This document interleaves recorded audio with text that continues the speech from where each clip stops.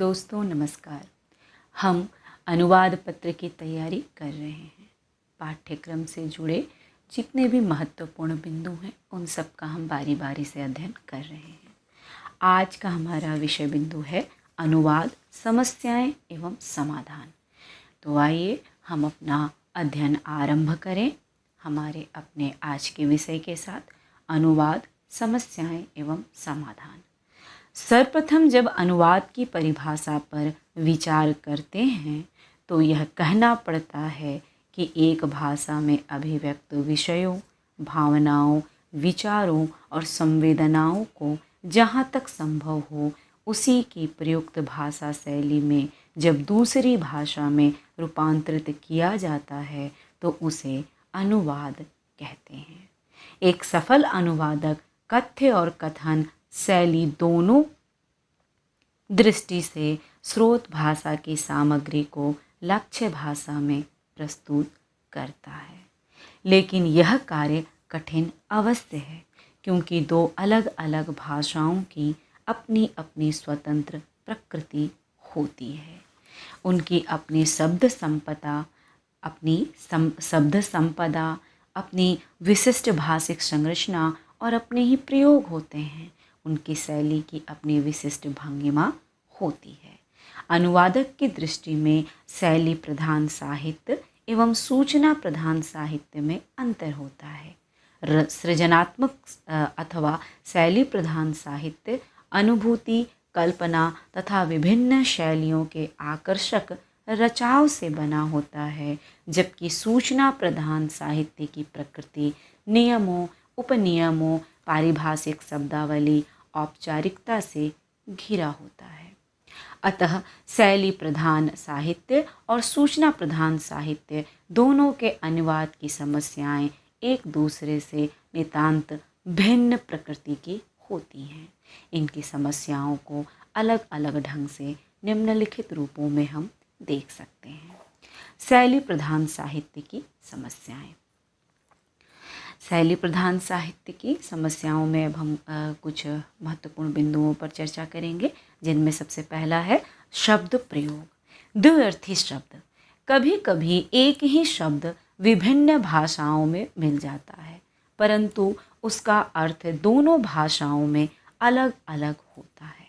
द्विअर्थी शब्दों के प्रयोग में अर्थ नहीं जानने के कारण अनुवादक से गलतियां हो सकती हैं और तब अर्थ का अनर्थ हो सकता है। जैसे मराठी का शब्द जो नवरा है, इसका अर्थ होता है पति, और गुजराती में जो शब्द नवरा है उसका अर्थ होता है निठल्ला। तो हम यहाँ पे समझ सकते हैं कि किस तरह से अर्थ का अनर्थ हो सकता है, सही अगर हम उसे न जाने तो। दूसरा है पर्यायवाची शब्द। एक भाषा में एक शब्द के लिए अनेक पर्यायवाची शब्द होते हैं। रचनाकार अपनी भावनाओं की अनुकूलता के अनुरूप उसमें से किसी एक शब्द का प्रयोग करता है। यदि कोई अनुवादक उस शब्द को बदलने का प्रयास करता है तब उसकी कलात्मकता नष्ट हो जाती है। ऐसे में जैसे हम एक उदाहरण लेते हैं, जैसे तत्व तल से ही निकलता। इसमें तत्व का अर्थ पानी है और तल का अर्थ धरती। ये दोनों शब्द क्रमशः जल और धरती का पर्याय हैं। लेकिन यदि तत्व और तल के बदले कोई जल और धरती प्रयुक्त करेगा तब रचना का रचनात्मक सौंदर्य नष्ट हो जाएगा। नाद सौंदर्य।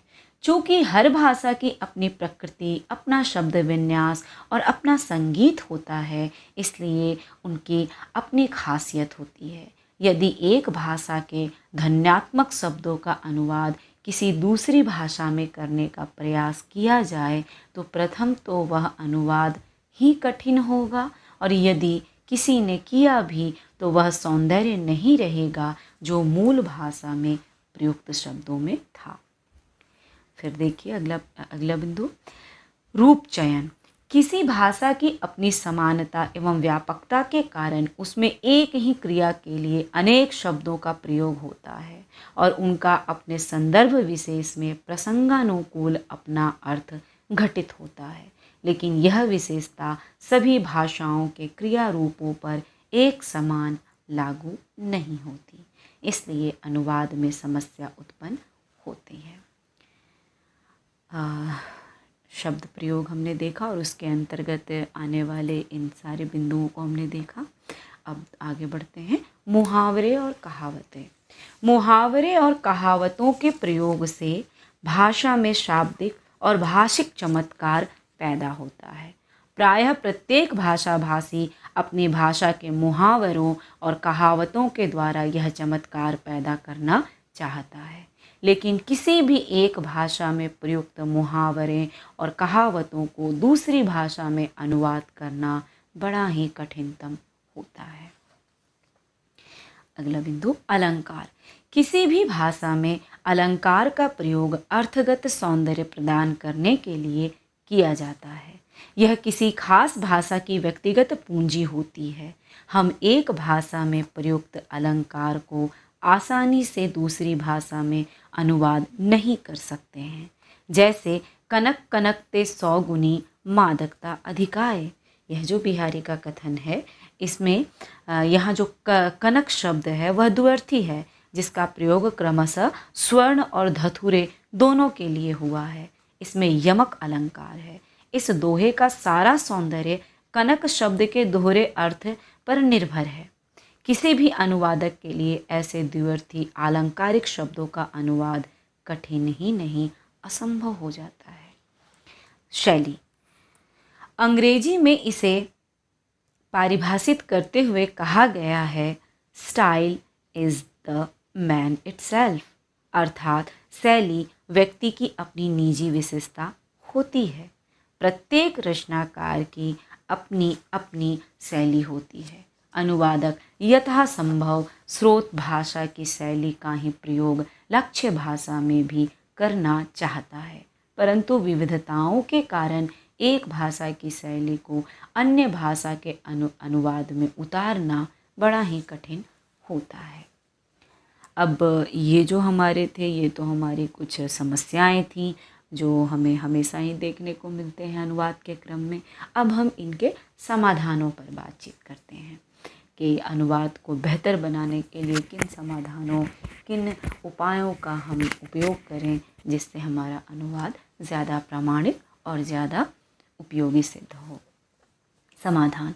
अनुवाद संबंधी उपयुक्त समस्याओं के समाधान के लिए निम्नलिखित सुझावों को अपनाया जा सकता है।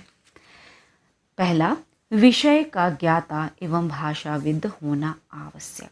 सबसे बड़ी शर्त है ये अनुवाद की, विषय का ज्ञाता एवं भाषाविद होना आवश्यक।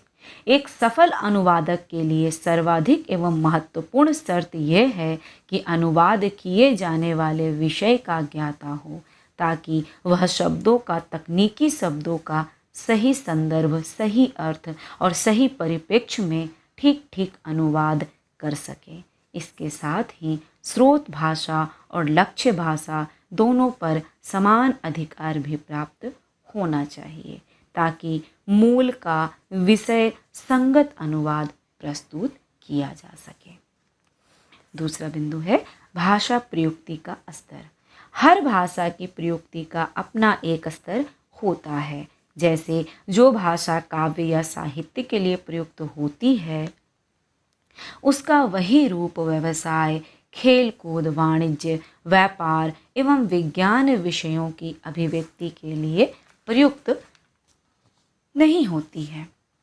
इसलिए अनुवादक को इस प्रयुक्ति की भाषा, लैंग्वेज रजिस्टर की पूर्ण जानकारी होनी चाहिए। अगले बिंदु पर आते हैं, व्यक्तिवाचक संज्ञाओं की अपरिवर्तनशीलता।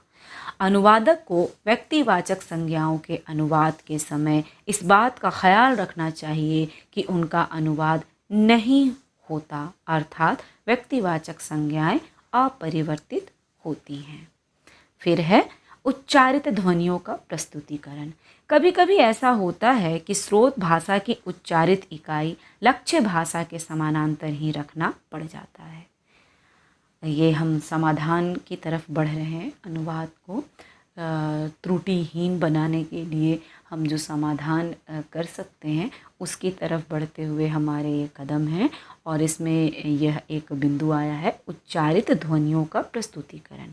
कभी कभी ऐसा होता है कि स्रोत भाषा की उच्चारित इकाई लक्ष्य भाषा के समानांतर ही रखना पड़ जाता है, उनका अनुवाद संभव नहीं होता। ऐसी स्थिति में अनुवाद को उच्चारण की दृष्टि में रखकर मूल भाषा की शब्द ध्वनियों को लक्ष्य भाषा की निकटतम ध्वनियों में सहजीकृत कर लेना पड़ता है। जैसे अंग्रेजी का शब्द एकेडमी मूल भाषा से लिया गया है, मूल भाषा में एकेडमी है, अनुवाद करके हम इसे अकादमी, अपनी लक्ष्य भाषा हिंदी में इसे हम अकादमी कहते हैं। कभी कभी स्रोत भाषा के शब्द के समान लक्ष्य भाषा में शब्द उपलब्ध न होने के कारण अनुवादक को कठिनाई होती है। ऐसे में उसे यह छूट होती है कि वह स्रोत भाषा का विश्लेषण कर उपसर्ग, प्रत्यय अथवा समास आदि के आधार पर लक्ष्य भाषा में शब्दों की अभिव्यक्ति कर सकता है। फिर अगले बिंदु पर आते हैं समाधान की तरफ। क्रिया रूपों की समस्या। सामान्यतः विभिन्न क्रिया रूपों के अनुवाद उन्हीं रूपों में किए जाते हैं, जैसे एकवचन का एकवचन में और बहुवचन का बहुवचन में, लेकिन प्रत्येक भाषा की कुछ अपनी प्रकृति होती है और अपनी सामाजिक सांस्कृतिक मर्यादाओं एवं आचरणों के कारण उनके अनुवाद के रूप प्रयुक्त भाषा की प्रकृति के अनुरूप ही रखे जाते हैं। अगले बिंदु पर आते हैं लिंग की समस्या। हम क्या करें कि यह लिंग की समस्या से बाहर निकल पाएँ, हमारा अनुवाद शुद्ध हो पाए। कभी कभी कोई शब्द एक भाषा में पुल्लिंग और दूसरी भाषा में स्त्रीलिंग में प्रयुक्त होता है। अनुवादक के समक्ष अनुवाद के समय यह समस्या खड़ी होती है।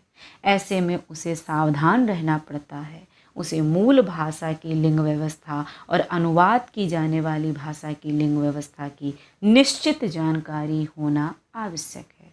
जैसे गुजराती में व्यक्ति, जो शब्द है व्यक्ति, वह स्त्रीलिंग है, पर हिंदी में वह पुल्लिंग है।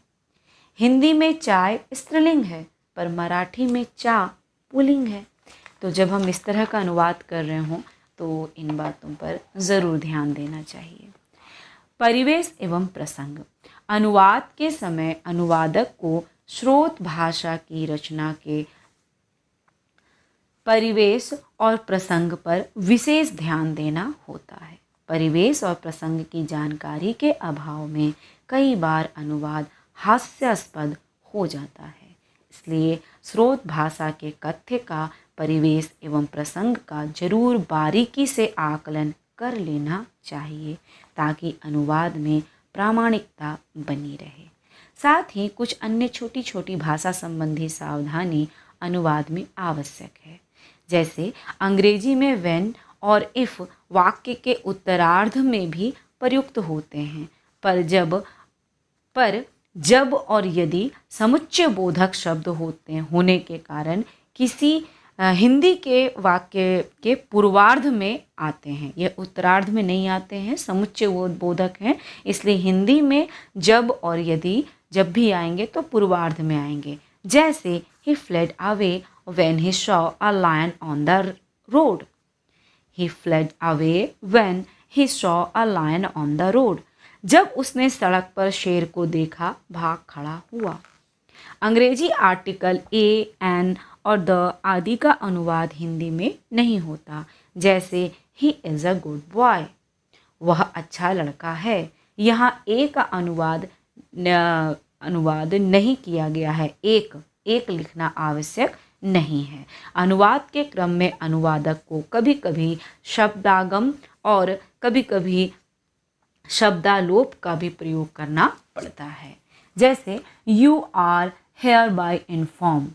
अब ये जो शब्द है, ये जो वाक्य हमारे पास है, you are hereby informed, आपको सूचित किया जाता है। हम जब इसका अनुवाद कर रहे हैं तो हम सीधे सीधे कह रहे हैं आपको सूचित किया जाता है। यहाँ हमने हेयर बाय का लोप कर दिया है, तो इसे ही हम शब्दालोप कहते हैं। आगे फिर बढ़ते हैं समस्या के निदान की तरफ। अगला है पुनरुक्ति का परित्याग।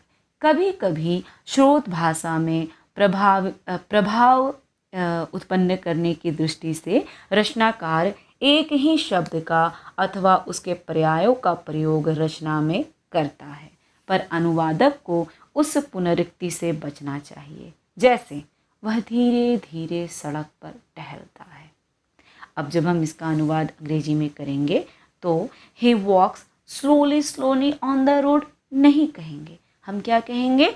he walks slowly on the road, बस इतना काफ़ी होगा। तो यहाँ पे जो स्लोली है वह एक बार ही प्रयोग में आएगा और वही ज़्यादा सही है। फिर आगे बढ़ते हैं। भाषा शैली, ये किसी भी तरह का अनुवाद हो, साहित्यपरक शैलीगत अनुवाद हो या तकनीकी और प्रशासनिक वैज्ञानिक शब्दावलियों का अनुवाद हो, ये बहुत ज़रूरी है कि हम अनुवाद कथ्य और कथन की दृष्टि से उसके बहुत नज़दीक रहें, बिल्कुल पास रहें, आस पास रहें। स्रोत भाषा के एकदम से पास रहकर ही लक्ष्य भाषा को ठीक ठीक हासिल करना ही प्रामाणिक अनुवाद है।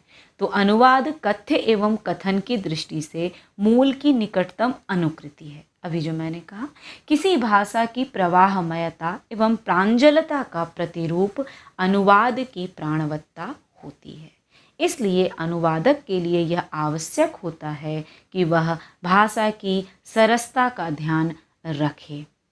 तो जो शब्दावली है, शैली एवं शब्द विन्यास है, शब्दावली, शैली एवं शब्द विन्यास, इसका वो विशेष ध्यान रखना बहुत आवश्यक है अनुवाद के लिए। अतः उपयुक्त सुधार बिंदुओं द्वारा अनुवाद को प्रामाणिक, प्राणवान एवं स्रोत पाठ के प्रायः संपूर्णता में लक्ष्य पाठ में हम प्रस्तुत करने में संभव हो सकते हैं। मतलब उपयुक्त जो बिंदु हमने गिनाए हैं, निदान के, समस्या के जो निदान हमने, समाधान जो हमने देखा है, इन बिंदुओं पर अगर हम बारीक अध्ययन करते हुए अनुवाद करते हैं, ध्यान में रखते हुए इन बिंदुओं को अगर हम अनुवाद करते हैं, तो जाहिर सी बात है हम एक बेहतर अनुवाद कर पाएंगे। मित्रों, यह एक बहुत ज़रूरी टॉपिक था हमारा, अनुवाद की समस्या और समाधान। उम्मीद करती हूँ आप समस्याएं भी समझ पाए होंगे और इसके समाधान पर को भी जाना होगा। आप इसे बेहतर तरीके से याद करें और लिखें अपनी परीक्षाओं में। फ़िलहाल हम फिर मिलेंगे अपने नए विषय बिंदु के साथ। तब तक के लिए